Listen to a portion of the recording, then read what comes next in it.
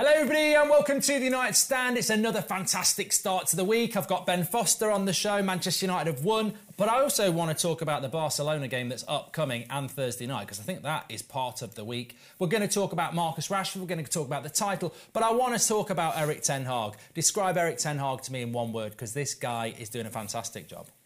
Magic. Magic is the word I'd use to describe Ten Hag at the minute. He's got not only has he got everybody sort of singing from the same hymn sheet, that's a nice way of putting it, but they've all sort of bought into this now. They've all bought into it so much and they've got a game plan and they are just ripping teams apart. Like, watching them against Leicester yesterday, they were just... at times, it was just too easy for them. Do you know what I mean? That counter-attack, it's almost like they've perfected how to do the counter-attack. It's like Liverpool over the last few years. Yeah, they are. They're absolutely firing at the minute and I wouldn't rule out a genuine late sort of title push either. You know what it is? I think they're almost rewriting... I think Ten Hag is almost rewriting the rule book because for so much of this season, we spoke about it on the United Stand and we've spoken about it and any expert would speak about it. When you're playing a game and someone in the chat let us know how many games United have played since December the 27th, which is every 3.5 days. Yeah. When that's happening and you've started the season at the start of August, you've been to a World Cup, it's not a leap to say this United team's going to run out of steam when they hit February and March, they're going to start picking up injuries. Well, we have picked up the injuries. Maguire was out the weekend, Eriksen, Donny, Anthony Martial, which makes it even harder. But what's not happened, and it doesn't make any sense, is that you look at the Leicester game yesterday, Leicester were good in the first half, United got the goal, and you think second half, Thursday night in Barcelona. Tired legs, maybe. Yeah. He makes one sub, but changes the front four. And Leicester never get a sniff. We've had a whole week off. And you think, this guy, what has he got him on? Like, what is he doing? Is it just pure adrenaline? It will be the fact that he's... Like, I think human nature is to you will always do what you will get away with, yeah? It's almost like it's however high you set the bar, however far you set that bar. And it seems to me that he has just set the bar so high that in a match, in each individual match, just running around and like with absolute aggression as well and intensity is the minimum. That is the minimum he expects from his players. So he doesn't care who you are. You could be Marcus Rashford, you could be Marta. It doesn't matter. The minimum is you giving it everything you've got. And when you come up against a team whose minimum is less than yours, you'll run all over them. Couple that with the quality as well. We'll talk about Rashford, I'm sure. People like Jadon Sancho, been out of nowhere, absolutely nowhere, right? And I guarantee you, Ten Hag has been with Sancho. And he said, listen, you're miles off it. I guarantee you at the start of the season, they'd said, you're miles off it. You're not fit enough, you're not intense enough, you don't play to our style, our strength. You're kind of just a bit of a lone ranger. You go and do your own thing. Player. Exactly that. No chance. That will not fly in a Ten Hag team. And he said this to Sancho. Sancho's had to probably look inside himself a little bit. He's gone away, gone on this sort of like camp, whatever he's done, got himself back fit again. And then when he played in the game yesterday, you can see that it's a different Jadon Sancho. Yeah, I think it's... because people will be watching and they'll be going, you know, that's the recipe. You know, there might be a League One manager or something like that. But, you know, it's like you say, it is the magic of Erik ten Hag because, you know, you've had people like Sir Alex Ferguson who you've played under, but there's, you know, Graham Potter at Chelsea. Chelsea, you watch them, good players, but there's no intensity there. They're not working hard. It's not... Man United have really landed on their feet with the manager here. He's probably... I mean, I don't know where you'd put him, but on form right now, like you say, the ability to get... And considering this is the worst Man United Premier League side ever that he took over, to get them in the situation they are, playing like that, you know, in your career... There must be few and far between who you can get a manager who can... I mean, I'm sure all managers have the intention of doing it, but to actually be able to get it out of those players. He's one of the top boys at the minute. Like, say, he took over a Man United team that were... kind of, honestly, about probably 6th or 7th position Man United team. Genuinely, probably on quality. Horrible dressing room, toxic, divided, couldn't be asked. Away fans, best fans in the league, I think, in Europe, singing "You're Not Fit." This is the thing. United fans at the moment, at the weekend, there's this United fan who keeps coming back at me with... we'll talk about Rashford in a minute. He keeps coming back at me about Rashford, but, you know, you said you'd get rid of him in the summer. And I'm like... Our away fans were singing "You're not fit to wear the shirt" to these players. Exactly. It's like your memory's so short, and actually you need to remember it because it gives you even more evidence about where we are now and what a fantastic job the players and Ten Hag has done. Yeah, he does. You mentioned Chelsea. I watched a bit of the Chelsea game on Saturday, actually. God, they were just... I don't know what they're trying to do. I can't see an actual game plan. Do you know what I mean? They've got players all over the place. They're like littered with quality. But they're not working in a team sort of fashion. Whereas, like you say, with Ten Hag, he knows exactly what he wants his player to do. So whether it's Luke Shaw filling in at centre-back, or it's Martinez, or it's Varane, or it's Lindelof at the weekend, it doesn't matter. They know what their job role is in that position. So Sancho could come in and he might play on the wing, he might play up the top, whatever. His job is to, as quick as he can, Garnacho, same thing. You do it for the team now. And that's the beauty of having a top manager who not only sets the bar very high, but tactically is top quality as well. Yeah, you get the feeling with Ten Hag, if you give him one training session with Chelsea, they change. Pop, and not because Potter's a bad manager, he's just that he's got that obsessive personality, hasn't he? That's just so focused. You can see it. The counter-attack, like I said about counter-attacking a minute ago, but the counter-attacking from United at the weekend was as good as you'll see it in the Premier League. Like I said, I mentioned Liverpool. That's what they, like last season, that's what they would score goal after goal after goal. And to be fair, they did it against Newcastle at the weekend. But that was what Man United were doing against Leicester. And I just thought, oh my God, like Leicester, if you're going to keep throwing players forward like that, this could be 3-4-5, 6-0. Like we said at the beginning of before the show, the second half was almost a bit boring, wasn't it? Because it was so one-sided, so easy, so comfortable for United. And you before the game, if you could have said that it would be 3-0 and you'd be coasting, you'd have, oh wow, yeah, all right, take that. I think there'll be a lot of fans started getting into United now, and I don't say that in a cynical way, but that's just the way it works. You know, you do see people who used to support Chelsea and now they support Man City. And anyway, but for the last 10 years, United have been tough to watch. Yeah. But for us, who's a bit older, we remember what United used to be like, and the entertainment value of Manchester United as well. I mean, you can win, but they're so entertaining to watch. And we were talking before as well about Barcelona. And you'd mentioned last week about Casemiro and Varane and how important they would be. Yeah. I think on that, I mentioned Barcelona quickly, and we'll talk about Rashford and a couple of other things. But I mentioned Barcelona because there's so much buzz about United at the moment. They've got Barcelona on Thursday, and they've got the Carabao Cup final on Sunday.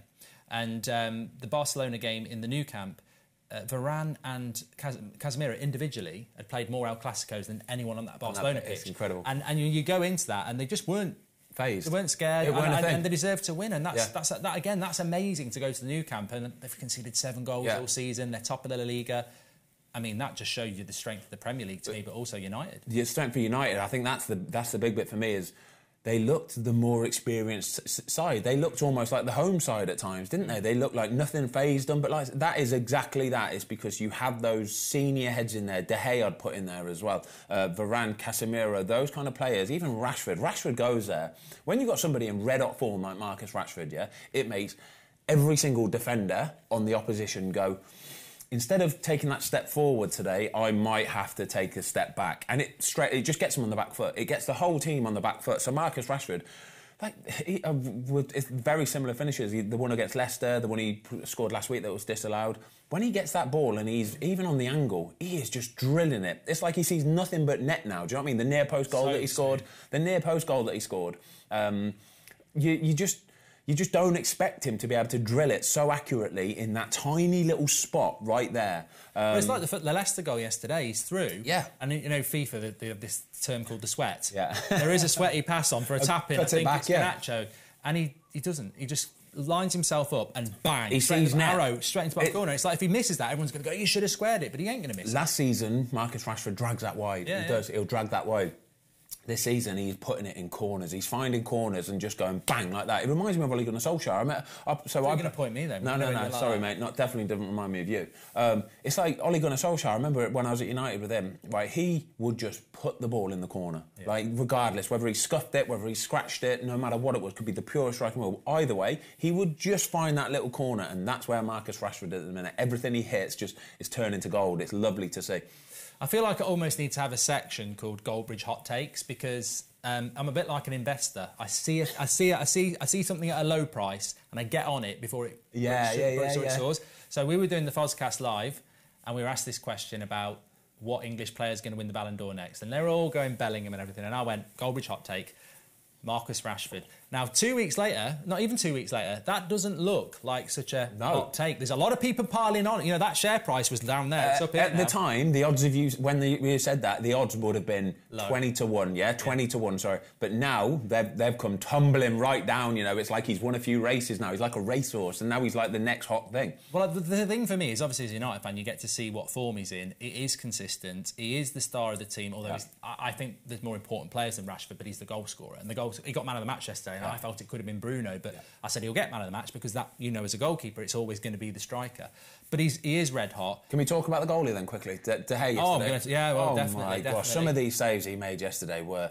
Well, Beth did a video last week. She messaged me and said, can I do a video on the channel basically saying it's time to go? And I was like, well, that's not my opinion, Beth, but it's a community and there are people in there that think that. She's put it out. She's had a bad week. Yeah, she's had a bad week. Yeah. What are you doing, Beth? Beth, come on. Come on, wind your neck in a little bit. His distribution was brilliant against Leicester as well. Long ball, short ball. The distribution part for me does not bother me one little bit, He's not going to be that guy that's going to be incredible all the time. So as long as he kicks it into an area, gets it into a ballpark, that'll do me. But the saves he made yesterday, again, at big moments. Really big moments. So the first one as well from Harvey Barnes where... That's a strong hand. Oh, that's incredible. Like his awareness to have his arms in that position already. The reason why he makes a save is because his arms are already in that position. But if they're too low or too high, he's not getting it there in time. But they're in the optimal position. And Harvey Barnes, it's a quick shot, really good quick shot as well. But the save is just absolute top quality. And like I say, that one late on, the one afterwards, where he sort of clawed it out. It's a goalie on the top of his game. Give him a new contract, Beth. What you want about? I thought, yes, funnily enough, the distribution doesn't massively bother me, but yesterday it was on point. Yeah, he was lovely, It was really good. But, just going back to Rashford, I just think that, we're talking about Ballon d'Ors. Let's bring it back a level. I think he could win a Ballon d'Or at some point because he's got the brand, he's got the club, and maybe next year when we're in the Champions League, he's in the equation for Player of the Year now. Yeah. For me, we've always had this chat about Haaland, Odegaard. It seems to be everyone's sort of looking at Rashford and Saka at the moment. You know how that votes. When do they vote on that? Are they voted already? Or? No, they haven't voted already. It's about 6 weeks before the end of the season, maybe a month before the end of the season. But yeah, if you'd have said this 2 months ago, it's Haaland's. Haaland's without doubt. He's walking it. And as it stands at the minute, so what's Haaland on? 26 goals, right? Yeah. Marcus Rashford, if he carries on, even if he doesn't score every week, if he scores one every other, but he's still in this sort of rich vein of form, this could be a real close one over who's going to win this, because a lot of it does come, like I say, if it is, a lot of people will vote with what's current. In the last month of the season, last 6 weeks of the season, whoever's going through a hot patch, a hot bit of form, normally the one that gets to win it, honestly. So as long as he carries this on and stays injury-free, he's got a chance. Well, let's be honest, the modern footballer, they're not going to remember what happened in September. They don't know what they've had for breakfast, do they, a lot of them? I mean, bloody hell. They put Harry Kane on the wing and stuff like that. But no, you're right.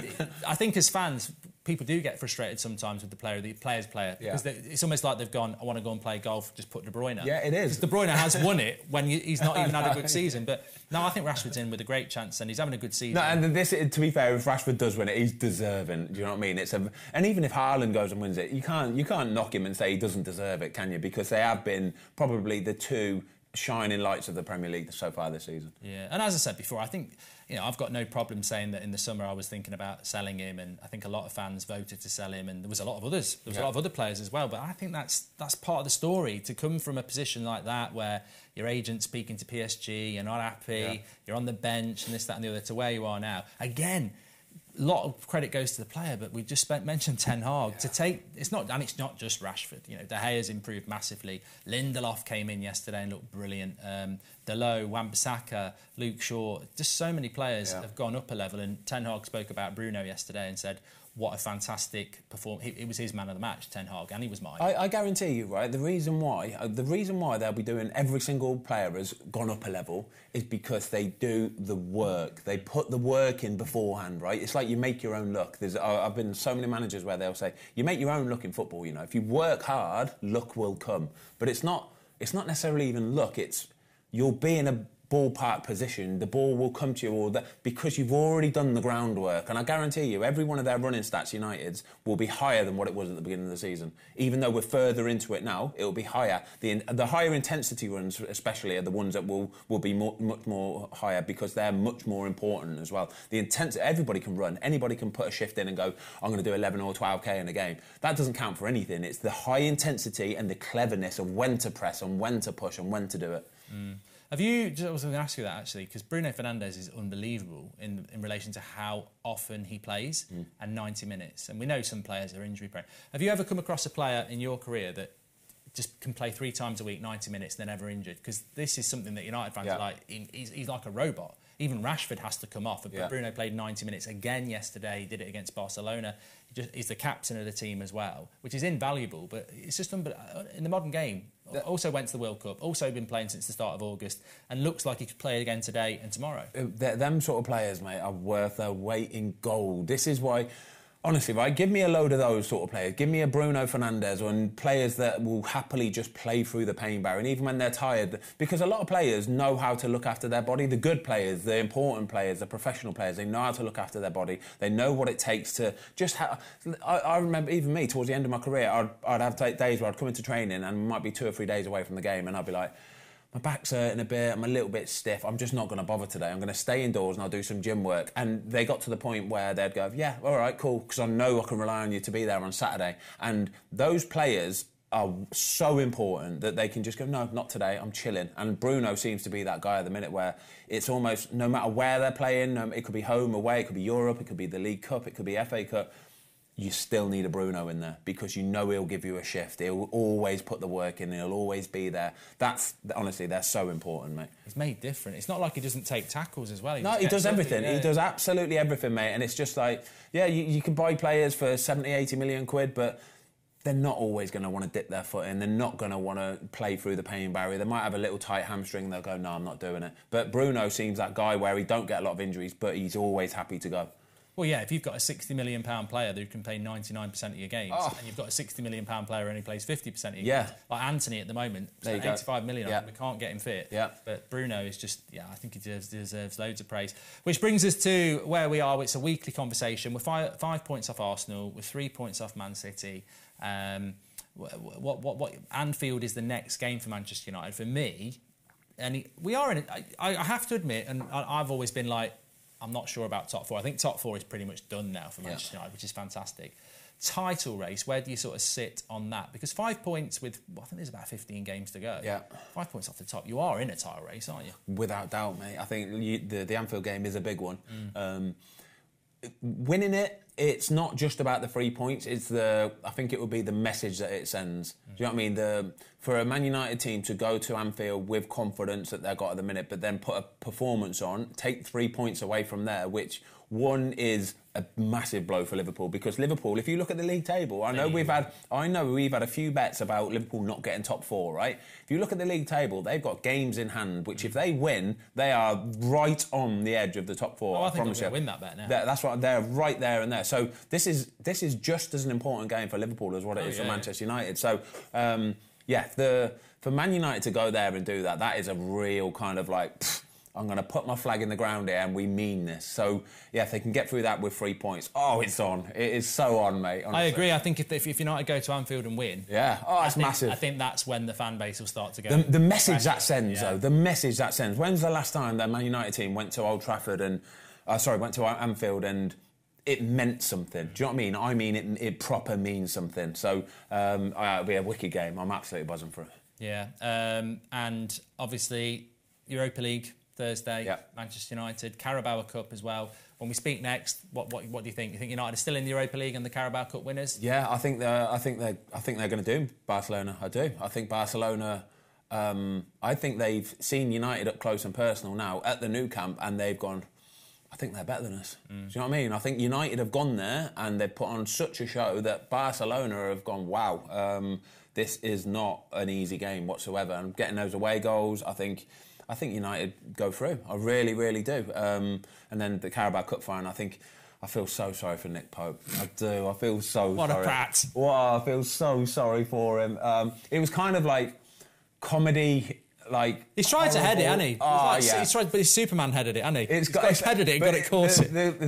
His goalie instinct is just taken over. It's touched his hand, and as soon as it touches his hands, it's like, it's mine, and he can't help himself. I think he might have got away with it if he'd have just gone. Yeah, just that. But he proper brought it in. But I felt so sorry for him, because that's a big deal for Nick Pope. Do you know what I mean? Playing in a cup final like that. For him, yeah, I did. So yeah, I think without a Nick Pope in goal, I think it makes Man United's job.